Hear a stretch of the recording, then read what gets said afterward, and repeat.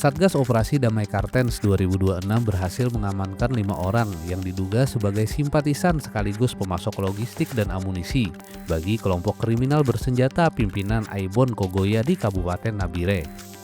Penindakan ini merupakan bagian dari upaya aparat dalam memutus rantai distribusi logistik dan amunisi kepada kelompok bersenjata yang selama ini beroperasi di wilayah Nabire dan sekitarnya.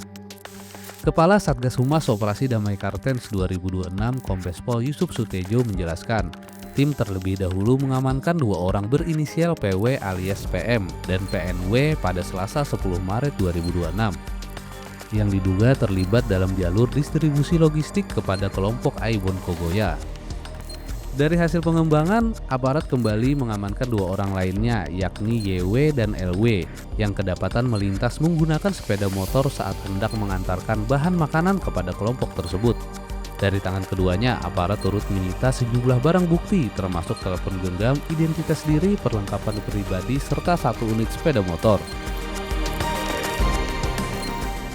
Kelompok kriminal bersenjata pimpinan Aibon Kogoya, kemarin kita selama 2 hari telah berhasil mengamankan para pelaku penghubung logistik dan amunisi untuk kelompok kriminal bersenjata Kodap 3 Dadula pimpinan Aibon Kogoya.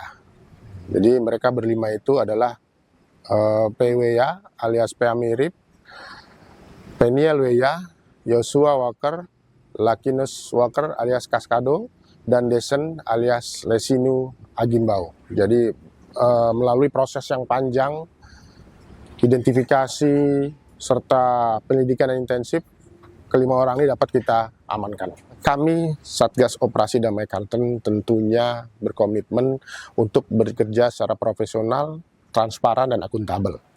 Makanya hal ini kami sampaikan untuk mematahkan berita-berita hoaks.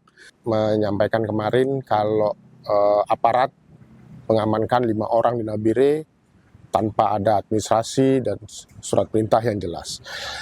Kelima orang ini jelas keterlibatannya. Mereka sudah kita intai sejak lama, bukan hanya baru-baru saja.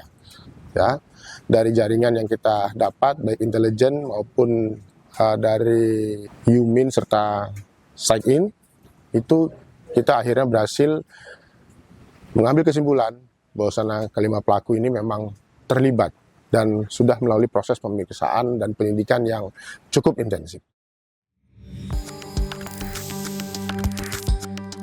Selain itu, aparat juga mengamankan seorang pria berinisial D alias LA yang diduga berperan sebagai penghubung dalam distribusi amunisi kepada kelompok Aibon Kogoya.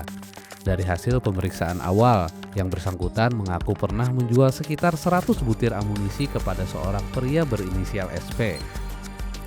Kepala Operasi Damai Kartens 2026 Brigjen Pol Faisal Ramadhani menegaskan pengungkapan ini merupakan bagian dari langkah penegakan hukum yang profesional dan terukur untuk menjaga stabilitas keamanan di Papua.